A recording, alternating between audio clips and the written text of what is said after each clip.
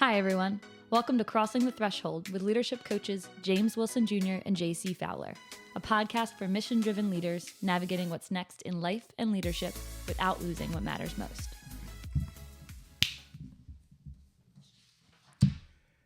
Let's get it. When responsibility increases, most leaders don't simply fall apart, they fall into a pattern. Typically, we shrink, we overcompensate, or compare ourselves. And that pattern quietly shapes our decisions, our teams, and our confidence. So today, my name is James Wilson Jr. This is my man, JC Fowler. Today, we are going to help you name your default pattern so you can get unstuck and take one clear step forward. Let's get it. Wow. Those patterns are so good. What is it for you? When the stakes rise, what's your default? Do you shrink, overcompensate, or compare? It depends on the season, but what I've noticed the most is lately I've done a lot of comparing lately.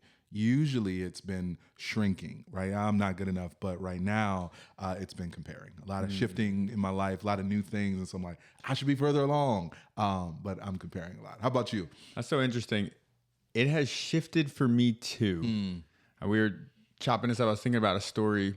Now today, I'm at the place of overcompensating, and I do that well. But the story I was thinking about is the story of shrinking. I was 25 years old. I'm leading this volunteer team, about 20 people at this youth center.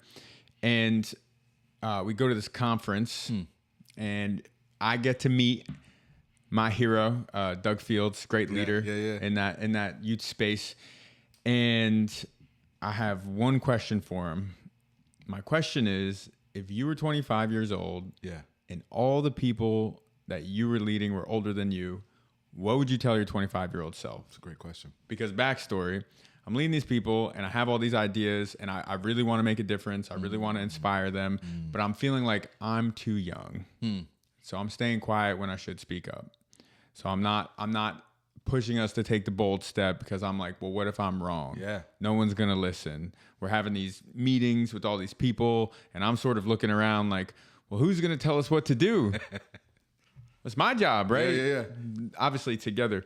And so I ask him this question and he looks me dead in the eye and he says something so simple, changed my life.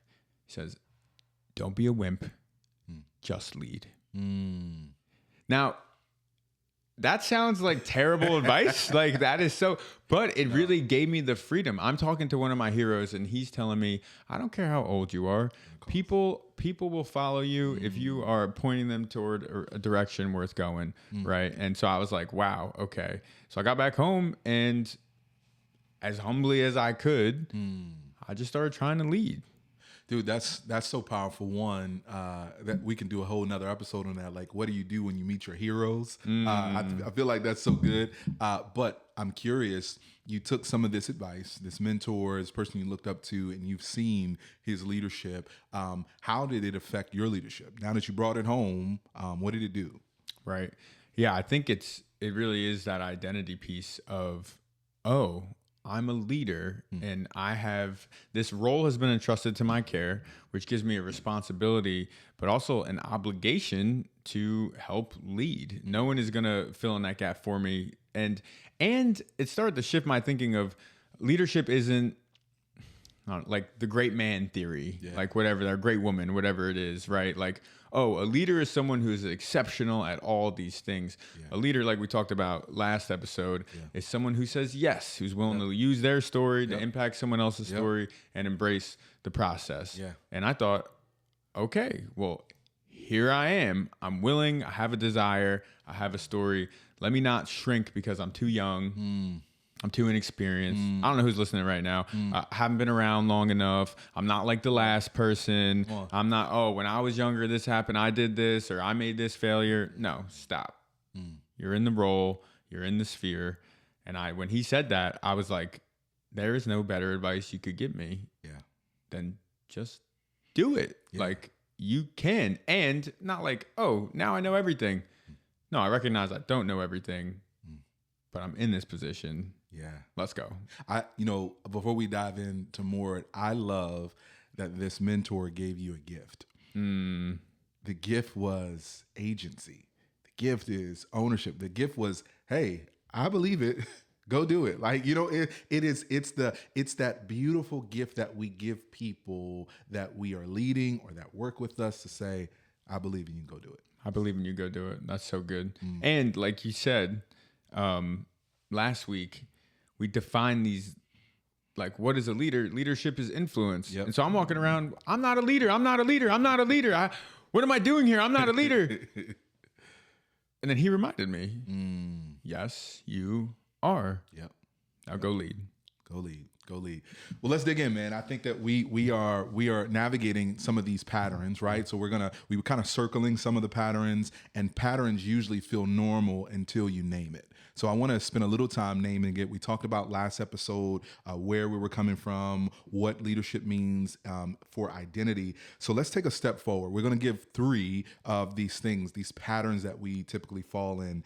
And the first one I thought was really cool. You just hit it. It's the pattern of shrinking. And so let's unpack it just a little bit. We kind of took some notes, but the impact of shrinking is usually it shows up as insecurity. Yep. Right? Imposter syndrome, people pleasing, over explaining, needing approval. And we hear it so often, right? I gotta get this, I've got to ask this one more person. It's right. It's the paralysis of analysis. It's image consciousness. It's all of these things that we are shrinking back. I've done this so many times in my leadership. And the thing is, it affects you. Shrinking, what I love is that when you look at it, shrinking can look humble, but it's actually fear in disguise. It looks like, oh man, I'm just trying to lead with humility. No, you got it. And it's like, no, you're afraid of what this is going to cause. I'm trying to take no risk. Yeah. Right. Put myself out there. Can you tell us a little bit more about imposter syndrome? I feel like that's thrown around a lot. Yeah. And so my like limited understanding of imposter syndrome is you usually show up to a place and you often don't feel like you belong. Like you're showing up and you believe internally that you're a fraud. And it's crazy because you can have so many gifts and so many abilities. You could be leading at really great and high levels, whatever it is, tons of influence, but it's you showing up in a space and you're looking around like, what if they find out?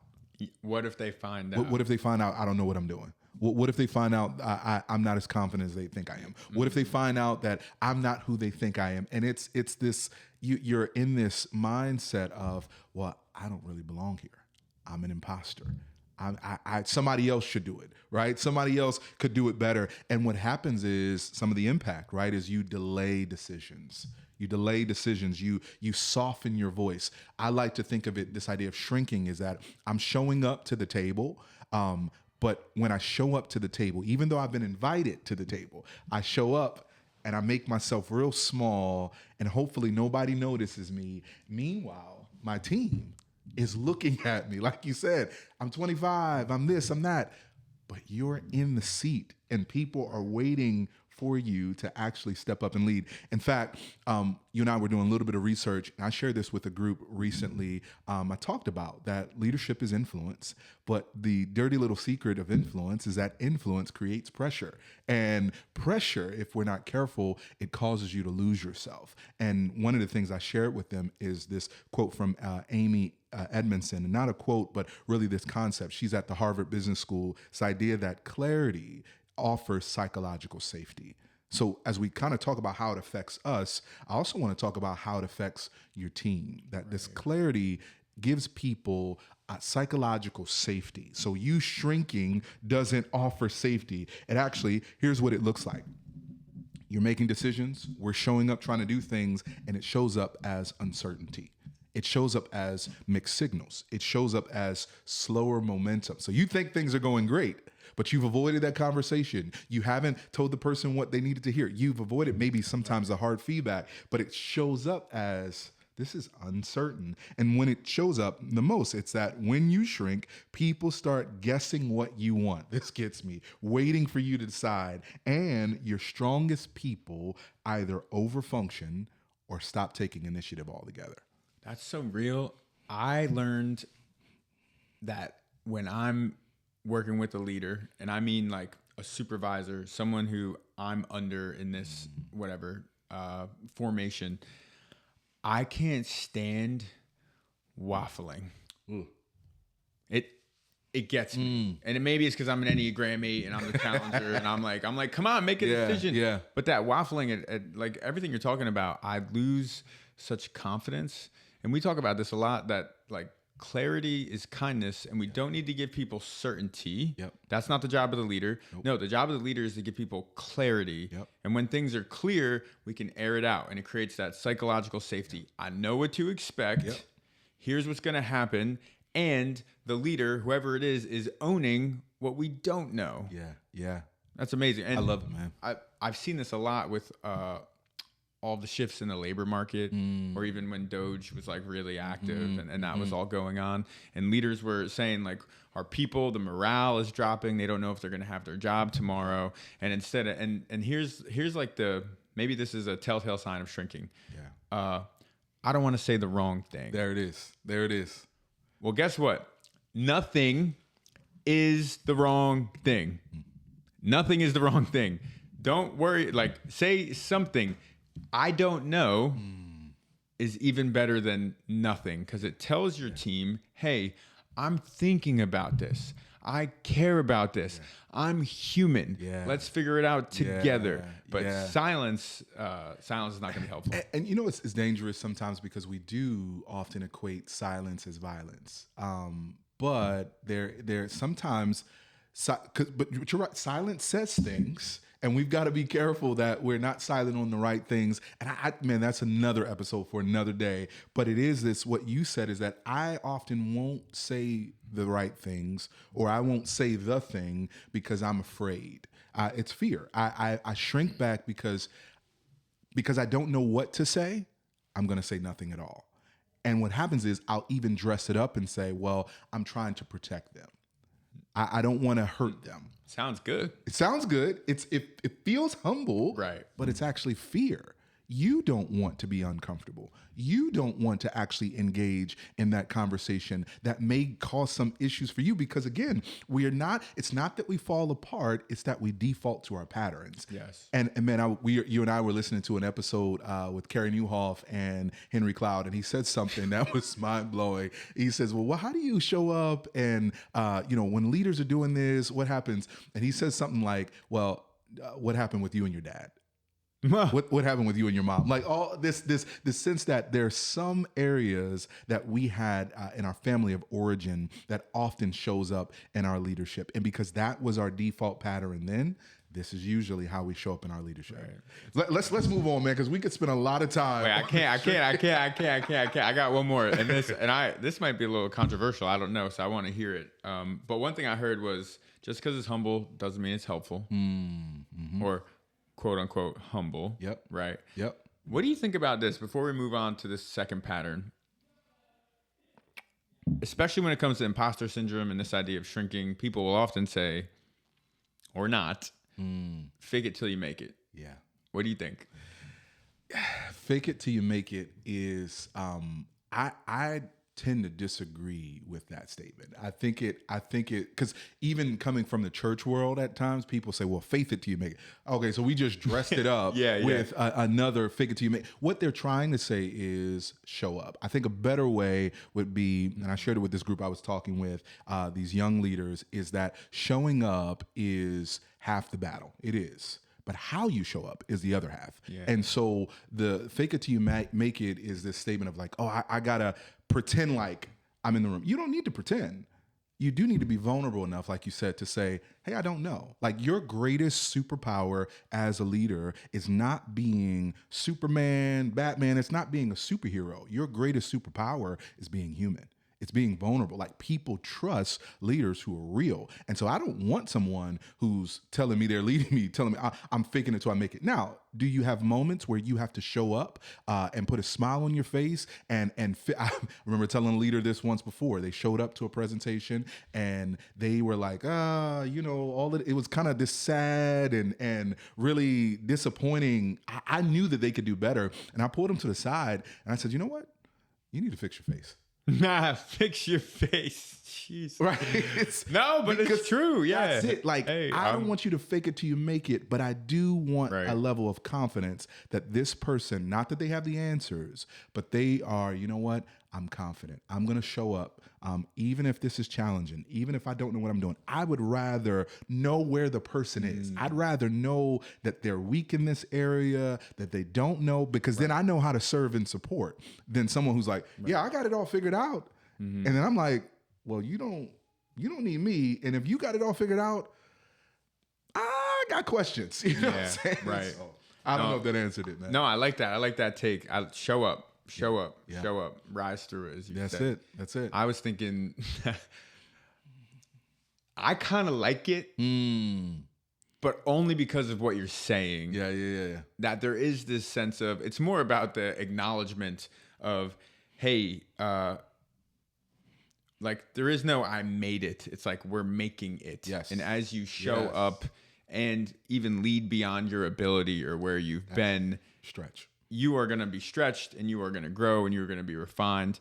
And just more like the idea, you don't need to fake anything. It's great to be exactly where you're at. Yeah. And still take the step forward, which is the fear thing. All right, bro. So you put us on a whole rabbit hole, but this idea that when we fake it, what we're really doing, this is why I don't like it, because we are showing up as play actors. And what that means is I'm showing up as a hypocrite. Yeah. In other words, I'm faking it till I make it. And the danger with faking it till you make it is that there are some things that need to be formed in the hard spots. There's some things that need to be developed in the places that, man, I don't really know what I'm doing. When I actually show up vulnerably, then I can actually say, hey, I need this from my team. I need this. I'm feeling this emotion. When we have leaders that are faking, and I'm getting passionate, when we have leaders that are faking it till they make it, they get to these levels where all this faking, there's no depth. Yeah. They get to these levels where now the pressure comes and they break and the whole organization breaks because you faked it till you make it, where what you really needed to do was show up. Right. And then decide, okay, you know what? I don't have everything I need right now. I'm afraid. Okay, how do I develop courage? And if you're faking, you can't create that psychological safety because there is no connection. It's no like, connection. oh, I need to be whatever.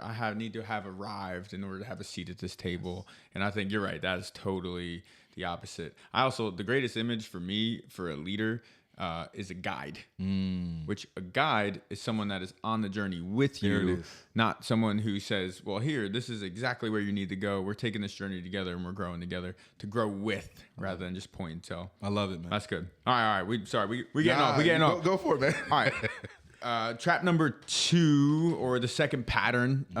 Also, just want to say, like, sure, these may be areas of character growth as we talk about fear, and we're going to talk a little bit about arrogance now, which, hello, guilty.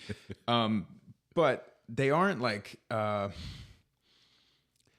these aren't deficits that can't be overcome. They're patterns that are ingrained in us. And I think we need to separate that out, right? Otherwise, we get into the shame game. And the shame game has helped no one ever, not you, man. not the people you lead, period. I love it. Okay, overcompensating. Here's what it looks like. Picture of me. No, I'm just kidding. Control, arrogance, defensiveness. I think it can show up as perfectionism, which that's like a little like cousin, like, oh, I see what you're doing. Everything needs to be perfect. And now you're holding other people to that standard. That's also not a safe space. That I'll do it myself kind of mentality. Yep. It can look strong, but often it means insecurity. Overcompensating can look strong, but often it means insecurity. And I think that insecurity is really an inability to either trust or to admit I don't have it all figured out. Yeah. It's that kind of like the stage actor, the mask. I'm going to put this mask on. Don't I look good? For me personally, for someone who struggles with this, it is the refusal to be vulnerable. Yeah. Like, I don't want to appear weak or feel weak. People might take advantage of me. And so I'm overcompensating. No, I know it. I got it. The whole deal. Dude, you said something right before this episode, and I won't get into the content, but you said something to me that really hit me. You said, man, I was telling my journey, I'm like, dude, I just feel like this shame, right? And we talked the shame game. You were like, you know about shame. You're like, I'm over here feeling exposed. Yeah. Right. And so to be vulnerable, there is exposure. Tell me more about that, man. Yeah. To be vulnerable, there's exposure. Ooh, that's too deep. I can't go there. No, I'm just playing. No, I'm just playing. To invite people in, to not have to fake it till you make it, right? There's freedom in that, but there's also risk. Yeah.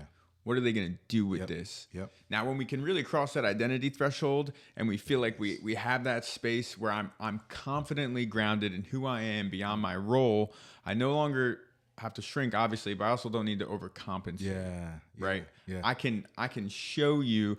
Now, I think I heard it this way. It's like if if the wound is festering, we don't want to we don't lead from that space. Yeah. Yeah. If it's like a scab and it's healing, you can bring people on that journey. Yeah. And if it's a scar, yeah, tell the story and tell it boldly. Right. That's good. I think that's a good helpful progression. framework. Yeah. We could dig that out more. I don't want to get there, but Yeah. but I do think that's important. Yeah, man. Feeling when we don't want to feel exposed, we grab for control. Yeah. Right.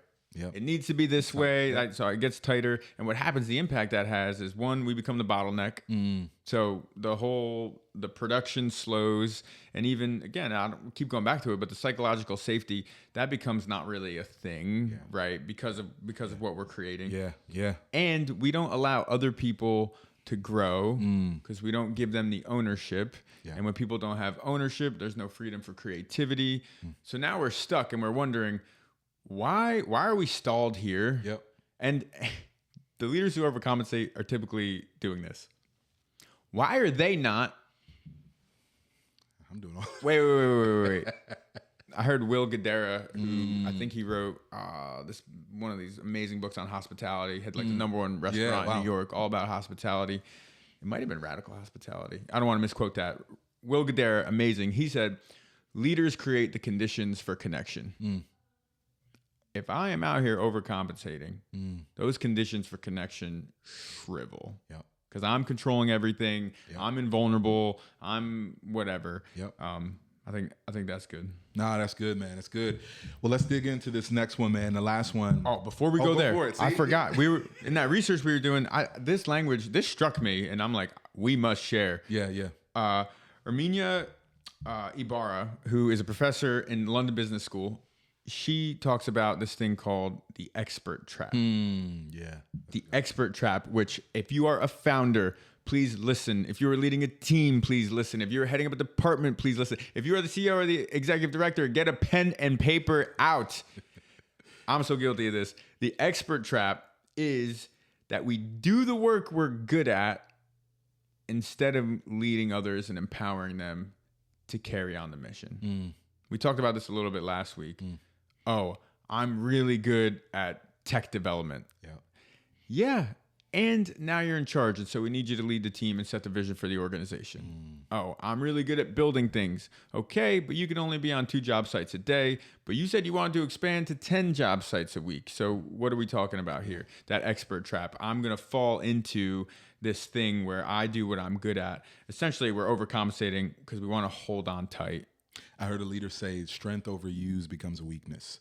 Wow. That this idea that we would talk about it, the staff I used to be a part of, was this abnormal use becomes abuse. So an abnormal use of something is abuse. The abnormal use of something is abuse. Okay. That's awesome. We got to keep moving. That is so good. I can't. Okay. Let's go. So this Oh my gosh. this third trap is the trap of comparing. Man, I almost just want to share my whole life, but there is this comparing of the stage that I'm in, hitting a new age and a new stage, and I'm in a new season. And what I've been doing a lot of is looking at where everybody else is, where they are in business, where they are in their life. And it's caused some things for me. In fact, it looks like paralysis, right? Because I'm scanning, I'm scrolling, I'm doing a bunch of things. And what's happening is I'm avoiding. right? So paralysis, you're avoiding, you're scrolling, you're overthinking, you're often feeling behind. You and I were laughing because I was like, man, I've been at this for a year. You're like, you're 6 months into the year. Like, what? What are you talking about? 6 months is a long year. And I'm just like, so what happens is comparison is so it's sneaky, bro. Like it's so sneaky for the leader because you're looking at everybody else's finishing line. You're looking at everybody else's mid stop or pit stop, and you're like, oh, I should be there. It's like, nah, slow down. Because here's what it is: comparison is sneaky because it doesn't just steal your joy; it steals your action as well. Yeah. It keeps me stuck. I love this. You watch other leaders' highlight reels and you talk yourself out of moving. Right. You know what? They're so far ahead, I could never be there. I'll give you one. You talk controversial. It's often hard for me to actually sometimes sit in the leadership space, talking about shrinking and comparison. Sit in the leadership space because I'm thinking to myself, well, John Maxwell is white. How could I show up in that space? Right. Pat Lencioni, he's doing great work, but I'm this young black kid from Philly. Who would ever? And I need to like, oh, I love John Acuff, but yeah, he probably had this. Or I love Ryan Leak, but yeah, they had this going on from. And so you start comparing yourself so much that you actually don't really look at what you have, and you start looking at what they have, and you find yourself in a matter of inaction. Like you're like, I'm not moving forward. Yeah. What I found That's real. is that this not only affects me, but it also affects the people I lead.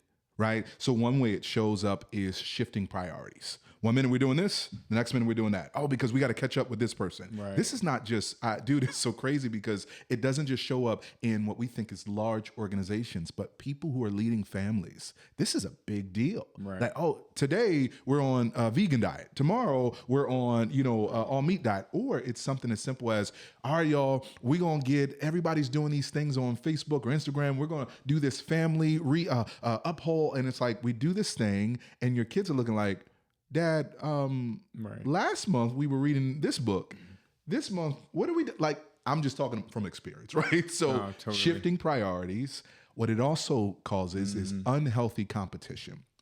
You have people on your team because they're not clear and because they are trying to navigate how to get connection with you because you haven't actually given clear direction and because you're comparing yourself to this church or to this nonprofit or to this business or to this family, these folks are thinking like, well, how do I compete? Right. And also you turn into this unhealthy competition. So they're now trying to compete for your attention and not actually trying to move the mission forward. Right. And then there's other parts of stalled action, lower morale. When you compare, your team feels unstable. Yeah. And they have to get stuck. Right. If we are constantly looking at out there, then we can't pay attention to what's in here. Yep. And the idea is like, oh, I want to be what they're called to. But the question is, what are we called to? What are the raw materials that we have? What are the desires we have? What has been situated here? Thanks for being so real on that. I think as you were naming all those leaders, who one of them was black, I'm like, yeah, he is. I'm like, you know what though? Whoever it is, especially we have to consider our background, like you talked about earlier. But we can always find something. Yeah. We could always, it'll be a never ending pool of, I'm not good enough, they have this, we need to do this. And we become opportunistic, right? Which is something we really try and guard leaders against. It's like, no, we're going to decide with thoughtfully, discernfully. Is that a word? Who knows? Today, that's good. Let's go. And, we're going to get the information and do it together. What direction we want our family, our team, our organization to go. Not to say, well, look what they're doing. It's like, well, you don't even know how they got there. You don't know. And do you even want that? Do you really want that? And can people actually take ownership in something that wasn't birthed from the inside? Yeah. It was sort of just given. Yeah. Well, that guy's doing this, we're going to do that. Great. I'm like, oh, okay. What I thought, right. That doesn't get us there. Yeah, doesn't get us there. All right, let's try and get practical. Let's get practical, man. Let's help the folks out. So step one, identify the trap. What is yours? And as we just talked about, it shifts as you go. Yep. Like for me, it used to be shrinking. Now it's overcompensating. Maybe I'll have a season of comparing. I'm not sure. But we need to identify the trap. So when the stakes rise, what's my default? Is it shrinking? Is it overcompensating? Or is it comparing? I think that's a great first step. That also comes with the story. The story that we might start believing is something like this. Maybe you're shrinking and you're saying, I'm not ready. Yeah. I'm afraid if I do this, this is going to happen. I'm shrinking. Yeah. Or you're overcompensating. If I don't do it, it won't get done right. Yeah. I can't let go of control. No one knows how to do this the way I know how to do it. Or finally, maybe it's something that has to do with comparing, and we can go on these all day long. They're ahead, I'm behind. Yeah. That's the simplest way. I'll show up in a million different hats. They're ahead, I'm behind. They have this, I don't. Whatever it is. So identify the trap, name the story, but then we need to keep going. Yep. So you get your trap, you get your story, and then you understand the truth, right? So this shift or this truth, you replace it with a true statement. So I know what's going on. Okay, I'm not ready. So maybe the truth then is that, man, I can lead with integrity though. Like maybe the truth is I don't have everything that they have, but I have what I have. The truth is, man, I don't have to control everything. Or the truth might be, I actually have ownership in this. The truth is, I have agency, whatever that truth is. And maybe it is my next step matters more than their highlight, right? My next step matters. I actually can choose. So you have to determine what that truth is. I found it, JC, it's helpful when you have people who speak the truth to you. It's helpful when you're reading books or you have resources. For me, I found it so much in my faith, having the truth of who I am, what I'm called to do. Like, so you start with the trap, understand the story, then you switch that with the truth. And here's the next thing, you take one step. Yep. So one for me, right? If I'm shrinking, I'm starting with this truth and saying, you know what, I can lead differently. And then I'm going to say, you know what, I'm going to send this email. I've been terrified of sending it, and I've been trying to protect them and whatever else. I can send the email. I can make the phone call. I can make the decision. Maybe if I'm overcompensating, right? It's like, let me delegate one thing.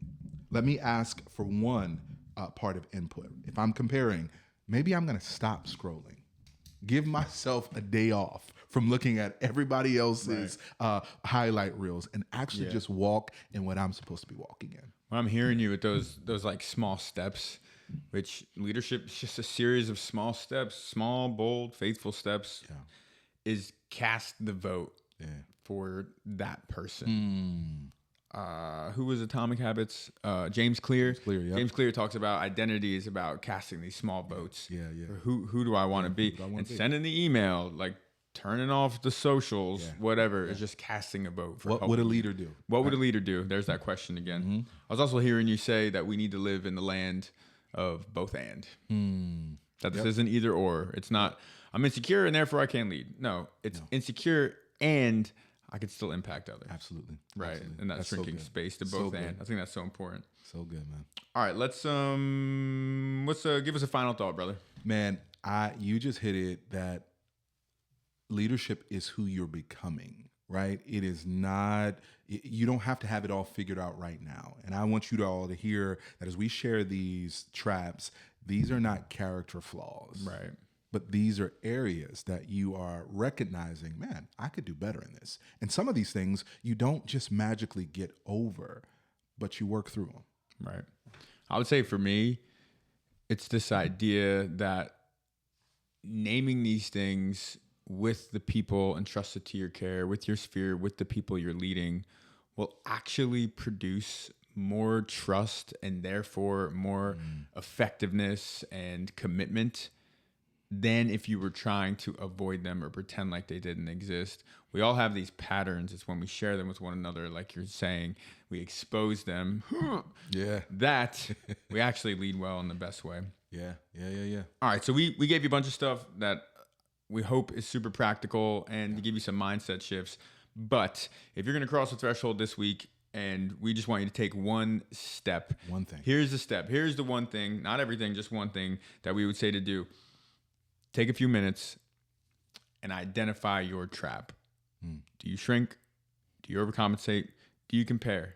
Do you do something else that we didn't name? Tell us about it. And then here, maybe this is, please tell us about it. And then here is maybe this is like, that was 1A, this is 1B. Still one step, friends. Tell someone. Yeah. Just tell someone. Yeah. Just say, hey, you know what I notice? When the stakes get high, I shrink. Yeah. Period. And that will go a long way. Yep. But we got something for you guys. If you are feeling stuck, overwhelmed, or if you want to move forward and you aren't sure how, we want to give you a super practical, quick win. So we have created this Threshold Starter Guide to help you identify your biggest constraint in your leadership at this point and take one clear step forward. It'll take you 5 minutes to read, but I guarantee you it'll change your leadership as you move forward. We'd love to talk to you about it. It is shaping the way we lead and we live.